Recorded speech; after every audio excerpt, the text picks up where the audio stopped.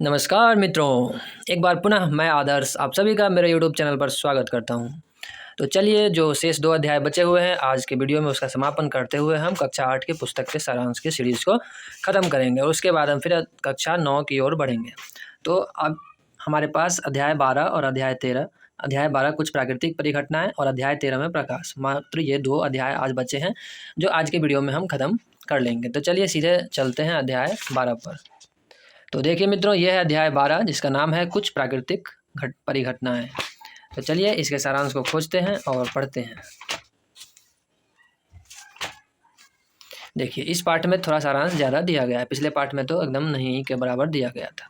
तो पहले हम लोग पता है आपको, जैसे कि हम प्रमुख शब्द को पढ़ते हैं। प्रमुख शब्द में दिया गया है भूपर्पटी, विसर्जन, पृथ्वी की प्लेट, भूकंप, विद्युत दर्शी, तड़ित, तड़ित चालक, ऋणावेश, धनावेश, रिक्टर पैमाना, भूकंप लेखी, गर्जन, तड़ित झांझा, आवेश स्थानांतरण, सुनामी और भूस्पंदन। ये थे प्रमुख शब्द जो इस पाठ से रिलेट करते हैं। चलिए अब सारांश को देखते हैं और पढ़कर समझते हैं। सारांश के पहले लाइन में लिखा गया है कुछ वस्तुओं को अन्य वस्तुओं से रगड़कर आवेशित किया जा सकता है। आवेश 2 प्रकार के होते हैं, एक पॉजिटिव और एक निगेटिव, धनावेश और ऋणावेश। थर्ड पॉइंट में कहता है सजातीय आवेश एक दूसरे को प्रतिकर्षित करते हैं तथा विजातीय आवेश एक दूसरे को आकर्षित करते हैं। रगड़ द्वारा उत्पन्न विद्युत आवेशों को स्थिर आवेश कहते हैं। जब आवेश गति करते हैं तो विद्युत धारा बनती है। कोई वस्तु आवेशित है या नहीं, इसकी पहचान के लिए विद्युतदर्शी का उपयोग किया जाता है। किसी आवेशित वस्तु के आवेश को पृथ्वी में स्थानांतरित करने को भूसंपर्कन कहते हैं। बादलों तथा पृथ्वी अथवा विभिन्न बादलों के बीच विद्युत विसर्जन के कारण तड़ित उत्पन्न होती है। तड़ित आघात जीवन तथा संपत्ति को नष्ट कर सकता है। तड़ित चालक भवनों को तड़ित के प्रभाव से बचाता है। पृथ्वी के अचानक कांपने अथवा थरथराने को भूकंप कहते हैं। भूपर्पटी के भीतर गहराई में विक्षोभ के कारण भूकंप आते हैं। भूकंप आने की भविष्यवाणी संभव नहीं है, लेकिन फिर भी अनुमान लगाया जाता है। पृथ्वी की प्लेटों की सीमाओं पर भूकंप आने की प्रवृत्ति होती है। इन क्षेत्रों को भ्रंश क्षेत्र कहते हैं। किसी भूकंप की विनाशी ऊर्जा की माप रिक्टर पैमाने पर की जाती है। रिक्टर पैमाने पर 7 से अधिक माप वाले भूकंप जीवन तथा संपत्ति की अपार क्षति कर सकते हैं। 7 से अधिक अगर भूकंप आ रहा है रिक्टर पैमाने के अनुसार, तो वह बहुत ही क्षतिग्रस्त भूकंप कहलाता है। हमें भूकंप से बचाव के लिए आवश्यक सावधानियां बरतनी चाहिए, जिससे हम भूकंप जब आए तो बच सके। चलिए मित्रों, ये था इसका सारांश। अब पाठ के भीतर चलते हैं और डिटेल में समझने का प्रयास करते हैं। तो देखिए यहाँ पर हाईलाइट करके कुछ दिया गया है, चलिए इसे पूरा विस्तार पूर्वक पढ़ते हैं। क्या लिखा है? भूस्पंद पृथ्वी की सतह पर तरंगे उत्पन्न करते हैं। इन तरंगों को भूकंपी तरंगे कहते हैं। इन तरंगों को भूकंप लेखी नामक उपकरण द्वारा रिकॉर्ड किया जाता है। यह उपकरण मात्र एक कंपायमान छड़ अथवा लोलक होता है जो भूस्पंद आने पर दोलन यानी कंपन करने लगता है। इसके कंपायमान तंत्र के साथ एक पेन जुड़ा रहता है। यह पेन इसके नीचे गति करने वाले कागज की पट्टी पर भूकंपी तरंगों को रिकॉर्ड करता है। इन तरंगों का अध्ययन करके वैज्ञानिक भूकंप का संपूर्ण मानचित्र बना सकते हैं, जैसा कि चित्र 12.14 में दिखाया गया है। वे भूकंप की क्षति पहुंचा सकने की क्षमता का अनुमान भी लगा सकते हैं। यही देखिए, यही वो यंत्र है, यहाँ पर बना के दिखाया गया है। एक डोरी लगा है, एक लोलक का गोलक लगा हुआ है, एक घूर्णी ड्रोम है और यहाँ पर पेन सेट है और ये है इसका टेप, यहाँ पर ये सटा हुआ है। देखिए 12.4 भूकंप का चित्र भी दिखाया गया है। जहाँ से भूकंप उठा यही हो गया आदि केंद्र यानी सेंटर, और ये पृथ्वी का पृष्ठ, पृथ्वी का सतह, ये फोकस से भूकंप उठता है और ये भूकंपी तरंगे यहाँ पर दिखाई गई और यह है इसका आदि केंद्र यानी सेंटर। और ये जो हमने बताया यह है भूकंप लेखी उपकरण, यानी भूकंप को मापने वाला उपकरण। चलिए आगे यहाँ पर अब क्या लिखा है इसे पढ़ते हैं। विज्ञान में अन्य बहुत से पैमाने की भांति डेसिमल एक अन्य उदाहरण है। रिक्टर पैमाना रैखिक नहीं है। इसका अर्थ यह है कि इस पैमाने पर 6 परिमाण के भूकंप क्षतिनाशी ऊर्जा 4 परिमाण के भूकंप की विनाशी ऊर्जा से 1.5 गुनी अधिक नहीं है। वास्तव में परिमाण में 2 की वृद्धि का अर्थ 1000 गुनी अधिक विनाशी ऊर्जा। इसलिए 6 परिमाण के किसी भूकंप की विनाशी ऊर्जा 4 परिमाण के भूकंप की तुलना में 1000 गुनी अधिक होती है। तो ये था, जो आप स्केल में अगर 1 पॉइंट 2 पॉइंट बढ़ जाए तो कितना गुना भूकंप बढ़ जाएगा, वो यहाँ पर बताया गया है। और भूकंप से बचाव यहाँ पर दिए गए हैं, चलिए इसे भी पढ़ते हैं। जो भूकंप आए तो हमें कैसे क्या बचाव करना चाहिए। उपरोक्त चर्चा से हमने यह सीखा कि भूकंपों की भविष्यवाणी नहीं की जा सकती। हमने यह भी देखा कि भूकंप अत्यधिक विनाशकारी भी हो सकते हैं।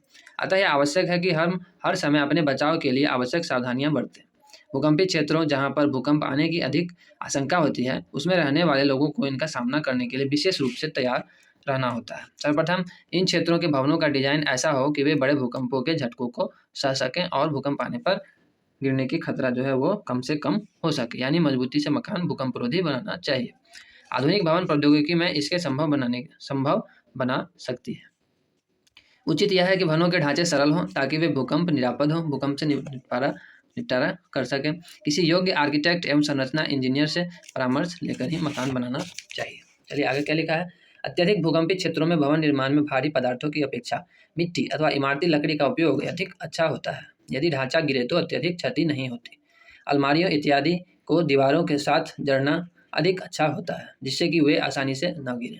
दीवार, घड़ी, फोटो फ्रेम, जल तापक, गाइजर आदि के दीवार में लटकाते समय सावधानी रखिए। ये सब चीज़ें जो हैं दीवार, घड़ी, फोटो फ्रेम, गीजर, जल तापक, पानी गर्म करने वाला, इस सब को दीवार में लटकाते समय सावधानी रखना चाहिए जब भूकंप आए तो किसी के सर पर ये ना गिर जाए।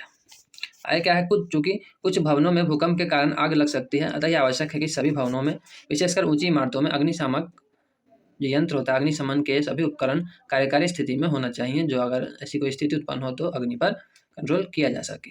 केंद्रीय भवन अनुसंधान संस्थान रुड़की ने भूकंप प्रतिरोधी मकान बनाने के लिए कुछ जानकारी विकसित की है।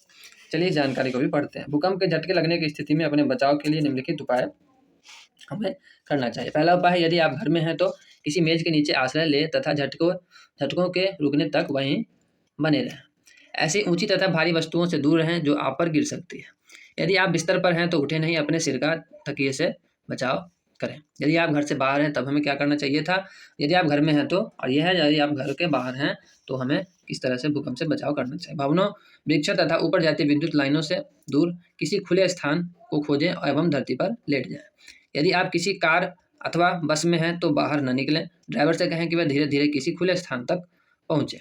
भूस्पंदन के समाप्त होने से पहले बाहर न निकलें। जब तक भूस्पंदन जो आता है भूकंप वो समाप्त नहीं हो जाए तब तक बाहर नहीं निकलना है। तो ये था मित्रों भूकंप से बचने के उपाय, यदि आप घर में हैं तो, और यदि आप घर के बाहर हैं तो। देखिए पृथ्वी की प्लेट कैसे गति कर रही है और कैसे कैसे सटी हुई है यहाँ पर दिखाया गया है। यह यूरेशियन प्लेट और यह अरेबियन प्लेट और ये इंडियन प्लेट जो यहाँ से चलते चलते आगे यहाँ पर सट गया था। इस तरह से यहाँ पर दिखाया गया है टकराती हुई प्लेट। इसी तरह से जो हमारा इंडियन प्लेट था वो यूरेशियन प्लेट में आगे सटा था और पहाड़ का निर्माण हुआ था।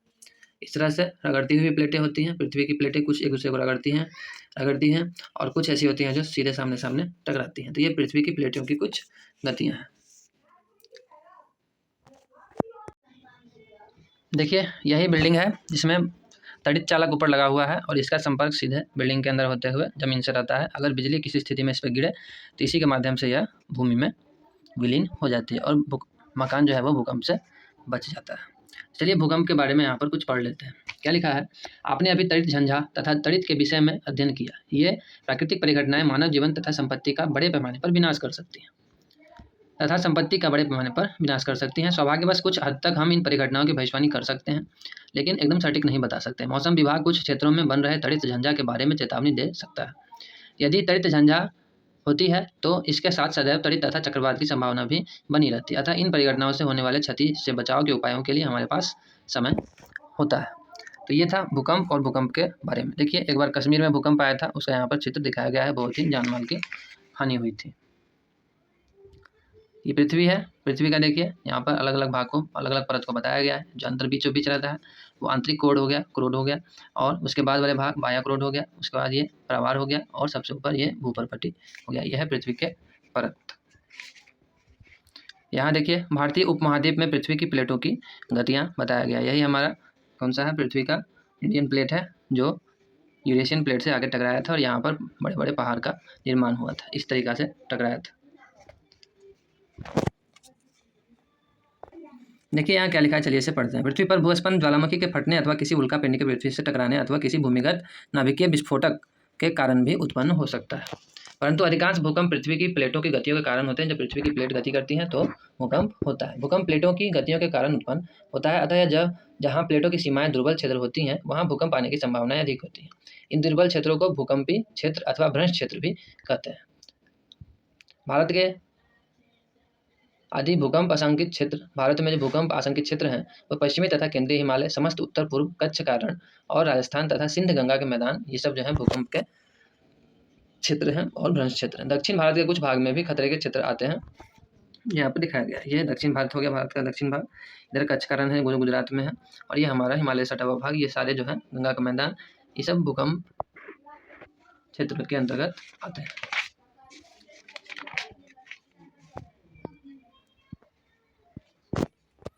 ठीक है मित्रों, अब अंत में हम तड़ित के बारे में कुछ पढ़ के, जो तड़ित किसे कहते हैं, और इस अध्याय को समाप्त करेंगे। विद्युत के तार ढीले हो जाने पर आपने विद्युत खंभों पर चिंगारियां देखी होंगी। यह परिघटना उस समय बहुत अधिक हो जाती है। जब पवन के चलने पर तारें हिलती डुलती हैं तो अपने सॉकेट में प्लग के ढीले होने पर भी चिंगारियां निकलती देखी होंगी आपने। तड़ित भी एक विशाल स्तर की विद्युत चिंगारी ही है। प्राचीन काल में लोग इन चिंगारियों का कारण नहीं समझते थे, अतः वे तड़ित से डरते थे और सोचते थे कि उन पर भगवान के क्रोध के कारण यह हुआ है। पहले बहुत सारे मिसकंसेप्शन बन जाते थे लोग के दिमाग में, लेकिन धीरे धीरे जैसे जैसे साइंस का डेवलपमेंट हुआ, हमने साइंटिफिक कारण को भी जाना और समझा। अब वास्तव में हम यह जानते हैं कि बादलों में आवेश के एकत्रित होने से तड़ित पैदा होती है। हमें तड़ित से डरना नहीं चाहिए, परंतु इन घातक चिंगारियों से अपने बचाव के लिए सावधानियां बरतनी चाहिए। चिंगारियां जिनके विषय में यूनानी जानते थे। यूनानी क्या जानते थे, चलिए इसे पढ़ते हैं। 600 ईसा पूर्व से भी पहले प्राचीन यूनानी यह जानते थे कि जब एम्बर एक प्रकार की रॉल को फर से रगड़ते हैं तो यह बालों जैसी हल्की वस्तुओं को आकर्षित कर लेता है। आपने यह देखा होगा कि जब हम ऊनी अथवा पॉलिस्टर के वस्त्रों को उतारते हैं तो आपके बाल खड़े हो जाते हैं। यदि आप अंधेरों में इन वस्त्रों से उतारते हैं तो आप चट चट की ध्वनि के साथ चिंगारी तक देख सकते हैं। सन 1752 में अमेरिकी वैज्ञानिक बेंजामिन फ्रैंकलिन ने यह दर्शाया कि तड़ित तथा आपके वस्त्रों में उत्पन्न चिंगारी वास्तव में एक ही परिघटना है, परंतु इस तथ्य के साकार होने में 2000 वर्ष लगे हैं।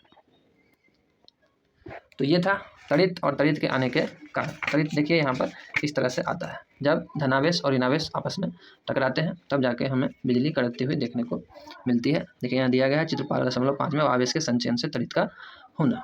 आवेश जब संचयित होता है एक दूसरे के साथ, पॉजिटिव एंड निगेटिव, तो तड़ित का उत्पन्न होना दिखाई देता है। तो ठीक है मित्रों, आज हमने अध्याय 12 इस वीडियो में खत्म किया। इस वीडियो में अध्याय 13 तो समाप्त नहीं हो पाया क्योंकि लंबा वीडियो हो चुका है।